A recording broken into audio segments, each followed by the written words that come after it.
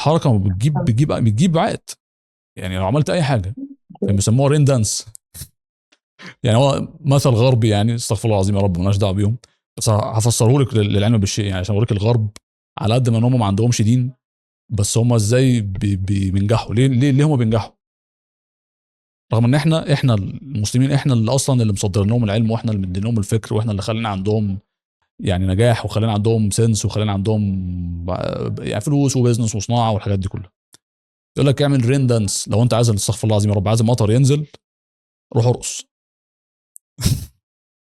اعمل حركه. هو طبعا هو بيتكلم بشكل بمنطق غربي، يعني ده مش اللي انا قصدي عليه، بس الفكره كلها فين؟ ان لا، مش ده يعني ان الوقوف، ان مبدا الحركه نفسه، مبدا السعي نفسه هو اللي وصلهم للنتائج اللي هم بيجيبوها. على فكره برضه هم مش كلهم بيسعوا للعلم بالشيء، ما هو فيهم ناس افريج وفيهم ناس مش واصلين لحاجه ونفس الكلام. بس احنا عندنا، احنا يجب ان احنا كبشر مسلمين اقوياء عايزين نوصل لنتائج كويسه نجتهد ونسعى.